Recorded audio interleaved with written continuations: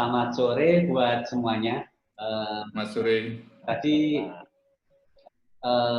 Pak, selamat sore semuanya. Ada juga Pak Markus, selamat sore Pak Markus. Tadi Pak Slamet ya, Pak Slamet menyebut kita tetanggaan. Sebenarnya secara langsung bukan tetanggaan. Yang tetangga Pak Slamet itu saudara sulung kami. Jadi mencoba Indonesia. Jadi ada Pak Musim ini, saudara sulung Pak. Di Indonesia itu Mitsubishi ada 3 sebenarnya, ada Mitsubishi Indonesia, ada Mitsubishi Automotive Part Indonesia, dan satu lagi Tatsumi Indonesia. Itu yang 2, Tatsumi Indonesia dan Mitsubishi Automotive Part adanya di Cikampek Pak, di Purwakarta. Oh, yeah. Di elit lagi Pak. Untuk presentasi dari Pak Irwan ya. Pak Irwan boleh Pak. Sebentar, saya buka dokumennya. Ya, kalau Mitsubishi Automotive itu adanya di Purwakarta. Kami bergerak di bidang otomotif part, lebih banyak di part elektrik ya. Hampir sama dengan Mitsubishi Indonesia yang ada di Tangerang, tapi di Tangerang lebih menekankan ke roda 2 dan kami di roda 4. Kalau di Tangerang ada roda 4 dan kami juga ada roda 2. Saya mungkin tidak akan terlalu banyak. Tadi bapak-bapak juga sudah men-sharing aktivitas yang ada di perusahaan bapak-bapak. Kita nanti di presentasi ini akan saya bagi menjadi 3 dan hanya banyak menampilkan ke foto-foto aja. Untuk COVID-19 sebelum PSBB, kita aktivitas biasa kita mulai setelah kita rasa bahwa kita perlu melakukan komite Pak. Nah, komite COVID-19 ini terdiri dari manajemen dan juga beberapa staf yang kita perlukan. Terus kita bagi untuk eksternal, internal, dan kita buat jobnya masing-masing. Dari aktivitas itu, terus kita masing-masing dari beberapa bagian itu mengumpulkan aturan-aturan pemerintah terkait, baik dari daerah, provinsi, ataupun pusat. Terus kita juga melakukan pendataan kondisi daerah, provinsi, dan Indonesia secara umum, kondisinya seperti apa, sehingga kita tahu gambaran apa yang harus kita lakukan. Nah, dari semua itu, lalu kita buatkan policy, Pak. Nah, policy dari perusahaan seperti apa. Nanti dari perusahaan kita juga melihat policy dari Mitsubishi Jepang, Pak. Kita gabungkan dan kita terapkan, disesuaikan dengan aturan pemerintah yang ada. Jadi untuk mendapatkan ini sampai kita harus ini Pak, add account dari orang-orang penting, terutama yang Jawa Barat, seperti Ibu Bupati Purwakarta, terus Gubernur Jawa Barat, itu kita ikutin Pak. Jadi apa request mereka, apa pengumuman dari mereka itu kita ikutin. Jadi untuk penerapan di dalam internal kami sendiri itu kita mengikuti aktivitas di arahan pemerintah, baik work instruction ya atau SOP untuk aktivitas-aktivitas yang ada di dalam. Masuki jam istirahat Pak.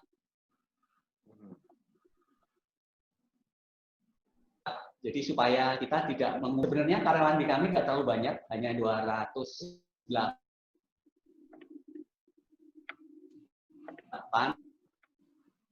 atau 220-an ya, itu pun juga mengumpul, bagi menjadi istirahat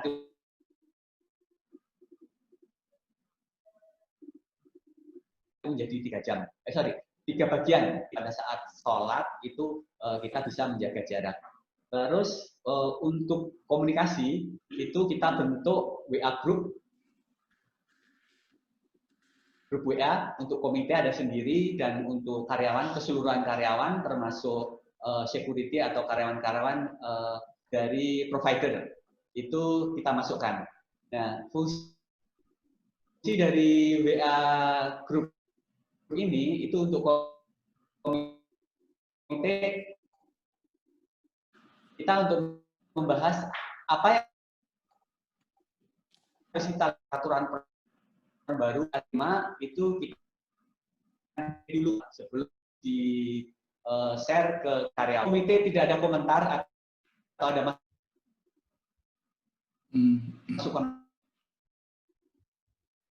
masukan kita nanti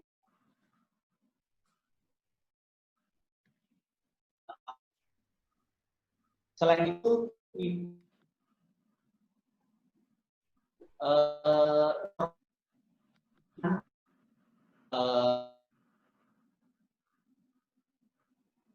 siapa saja nomor 1, nomor 2, terusnya. Satu arah, hanya dari manajemen atau dari komite saja. Jadi dari administrator saja yang bisa memberikan informasi atau apa namanya masuk materi-materi yang kita bagikan. Gitu. Selain itu kita juga melakukan meeting 1 minggu sekali untuk update dan review. Selanjutnya next Pak Irwan, tolong. Nah, ya aktivitas kita untuk sebelum PSBB itu untuk eksternalnya kita lakukan donasi-donasi ke beberapa tempat. Itu salah satunya kita bagi masker ke RSU, baik masker surgical atau masker N95 ya. Terus kita juga kirim disinfektan, itu baik ke rumah sakit dan juga ke desa-desa sekitar yang kita lakukan bersama dengan asosiasi dari kawasan industri, Pak. Dari apa namanya perusahaan-perusahaan di sekitar kawasan kami. Next, Pak Irwan. Ya, lanjut. Nah, ini aktivitas di internal. Kita buatkan statement agar karyawan dan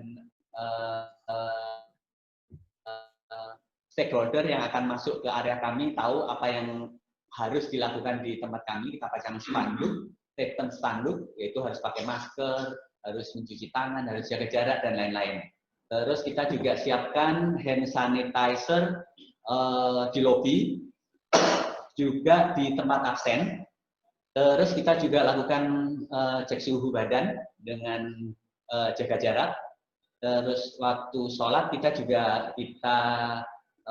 bagi-bagi dan kita jaga jaraknya. Dan ini ada foto, kebetulan waktu itu juga kita study, jadi kondisinya seperti apa gitu, kita lakukan studi juga, apakah bisa dipenuhi atau tidak. Terus kita juga lakukan disinfektan untuk area kerja dari office dan kantin dan tempat-tempat yang lain. Ini hanya contoh saja yang ada di gambar. Kalau di tempat kami area kerjanya hampir terbuka Pak, los gitu. Biasa perusahaan Jepang ada office 1 dan office 2 yang bisa diakses langsung juga, dan ada ruang produksi yang jadi satu. Jadi kita hanya memastikan bahwa pada saat kita bekerja itu sistem ventilasi udara berjalan dengan baik. Terus untuk area office 1 dan office 2 kita langsung buka. Yang biasanya ada tertutup, itu kita buka. Jadi aliran udara bisa berjalan dengan baik. Kemudian untuk makan, seperti tadi yang sudah kami informasikan, itu kita bagi menjadi 3 kloter ya, termasuk sholatnya. Itu agar di waktu makan kita bisa lakukan penjagaan jarak. Kita juga melakukan sosialisasi di area kerja, itu dipasang banner-banner atau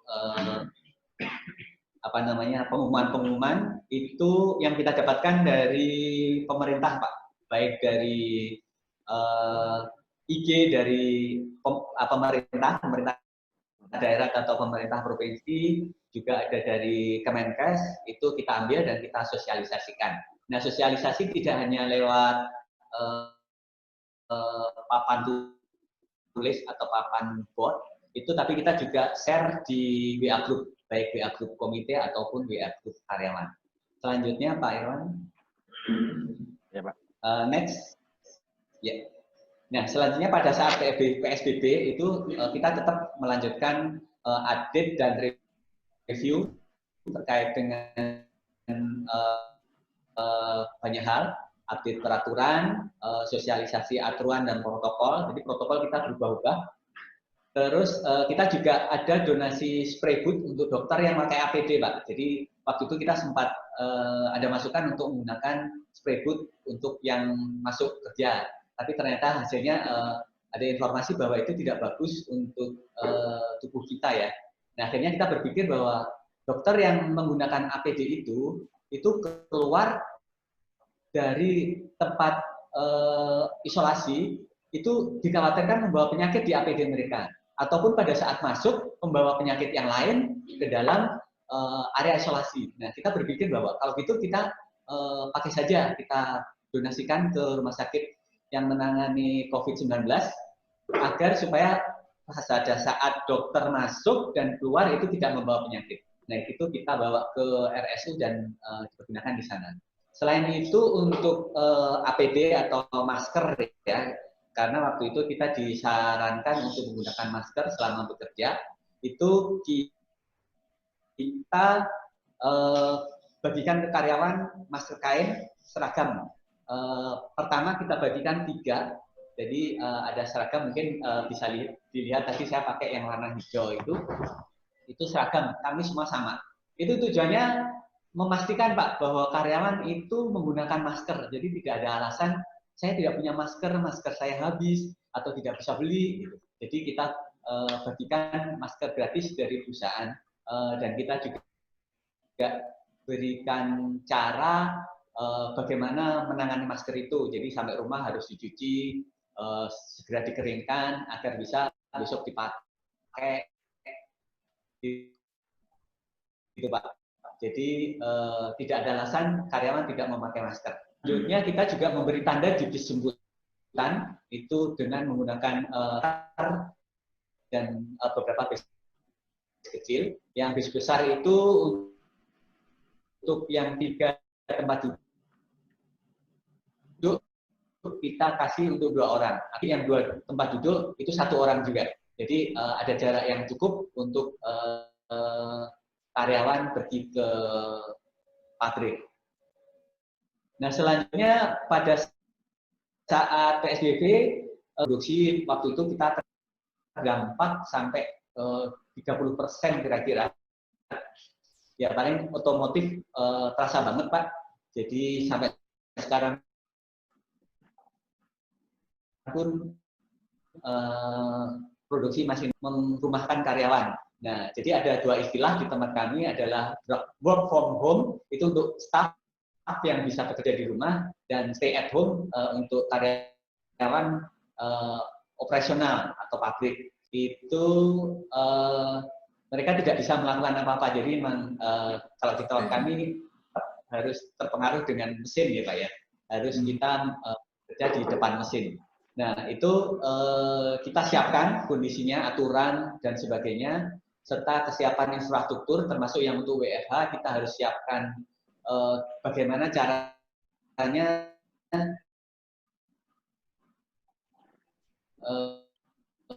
mereka bisa mengakses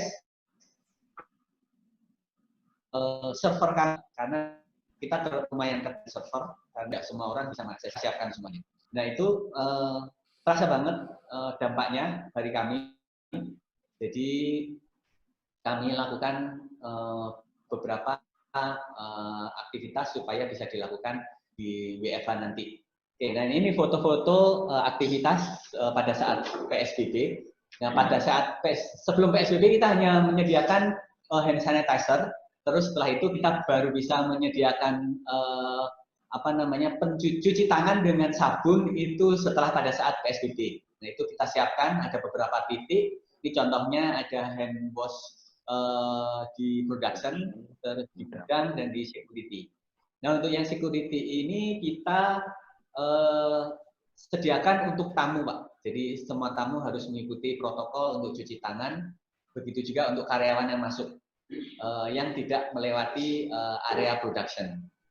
Nah, ini ada contoh juga seragam masker yang tadi saya sampaikan. Terus kita buat Skype meeting untuk WFH. Jadi teman-teman yang berhubungan dengan ekspatriat kami yang di Jepang itu menggunakan Skype meeting. Oh ya,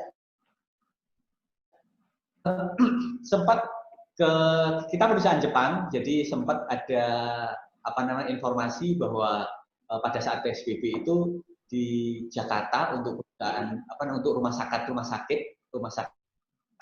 yang ada di Surabaya itu di Jakarta itu hanya menerima untuk ekspatriat tidak diterima. Akhirnya kita dapat informasi bahwa dari perusahaan-perusahaan Jepang itu banyak yang memulangkan semua orang Jepangnya ke Jepang. Nah itu di kami juga akhirnya 4 orang itu kembali ke Jepang, kecuali presiden kami yang tetap setia menunggu di pabrik. Nah itu staf-staf yang membutuhkan komunikasi dengan Jepang atau dengan orang-orang MAPI yang ada di Jepang itu menggunakan Skype meeting. Nah, sebelahnya itu adalah contoh tanda di bis silang. Sebelumnya kita tarik garis pakai lakban itu sampai ke tempat sandaran, Pak. Tapi ternyata banyak yang rusak dan malah tidak efektif. Akhirnya kita pakai silang. Jadi kita memastikan karyawan ada jarak pada saat di bis. Nah, yang di sebelah itu adalah contoh disinfektan booth yang kita kirimkan ke rumah sakit umum yang menangani COVID-19. Oke, next, Pak Irwan. Ya, itu. Nah, untuk karyawan yang harus mundar-mandir keluar, kita harus ke customer atau ke supplier.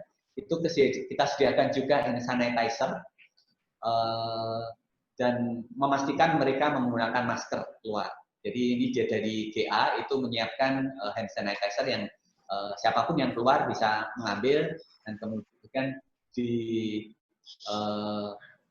disimpan kembali di situ. Dan kita juga pada saat PSBB itu membuat aturan bahwa orang yang masuk ke MAPI itu harus membuat surat pernyataan, ada surat-surat pernyataan yang harus dibuat. Nah, ini juga kelanjutan dari sebelum PSBB, kita melakukan sanitizing di tempat-tempat yang lain, seperti toilet, ruang merokok, dan lain-lain. Oh ya, bisa kami informasikan juga di WA Group itu kita juga bisa melakukan survei-survei, Pak. Jadi survei awalnya kita buat survei ke karyawan bagaimana mereka bisa berinteraksi apa tidak dengan WhatsApp Group. Terus selain itu kita juga mensyaratkan tadi ada pada saat WFH dan SAH itu mensyaratkan karyawan harus share location. Jadi lokasi aktif mereka itu ada di mana? Kita bisa pantau. Apakah mereka benar-benar ada di rumah atau melakukan kegiatan di luar rumah. Nah, waktu itu sempat ada kasus, jadi yang kita meminta seseorang untuk stay at home, tapi kita bisa lihat dia ternyata ada di luar. Nah, itu langsung kita panggil, habis pada saat masuk, itu langsung kita kirim ke klinik, Pak, untuk dicek sama dokter, dan juga langsung dilakukan rapid test. Itu kita lakukan suami istri. Jadi istrinya langsung kita minta untuk lakukan tes. Kebetulan ada di klinik dekat yang kita kerjasama, itu kita lakukan tersebut. Itu juga tidak hanya karena mereka pergi dari area luar rumah, Pak. Tapi waktu itu sempat ada juga karyawan yang orang tuanya habis pulang dari haji, itu sebelum PSBB ya. Itu ternyata salah satu rombongannya ada yang positif. Nah, itu satu-satunya positif yang pertama kali di Purwakarta. Nah, itu satu rombongan. Akhirnya kita minta karyawan tersebut untuk isolasi mandiri 14 hari dan kita evaluasi semua karyawan kami yang di desa tersebut. Jadi kebetulan yang kalau bisa tidak kerja di pabrik, kita rumahkan mereka. dengan kita tetap membayar membayar gaji mereka. Next. Oke, ini yang terakhir setelah PSBB, kita tetap melanjutkan aktivitas, terus mengikuti arahan jaga jarak, penambahan masker lagi, disinfektan area kerja, terus penggunaan sarung tangan dan face mask untuk yang kontak dengan orang luar, terutama security, terus aturan rapid test untuk karyawan yang keluar kota, terus kita juga minta deklarasi kesehatan yang di daerah ada positif, serta kita juga minta SIKM untuk tamu dari Jakarta, Pak, atau rapid test untuk zona kuning. Nah, ini ada beberapa foto berikutnya. Silakan Pak Irwan, next. Ya, ini sedikit. Kita juga ada beberapa perubahan. Contohnya ruang meeting sebelumnya kita agak mepet, akhirnya kita tarik supaya lebih dari 1 meter. Ruang training juga gitu, dan kita juga lakukan di masjid, Pak. Kita waktu setelah AKB itu kita lakukan, kita buka sholat Jumat, jadi kita buat tanda-tanda di masjid supaya kita bisa jaga jarak. Dan untuk menjaga kesehatan, kita tetap senam kesehatan kerja sebelum mulai bekerja. Next, Pak.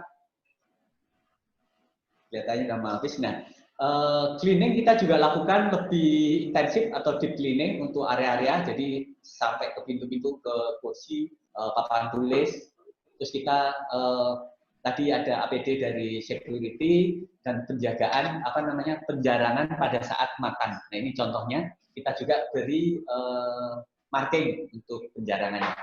Dan tetap makan kita pakai 3 tahapan. Next, Pak. Kayaknya jelas selesai. Nah, itu saja dari kami. Sekian, terima kasih. Stay safe, keep healthy.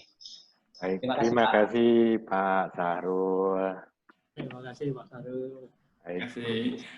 Baik, terima kasih Pak Sahrul.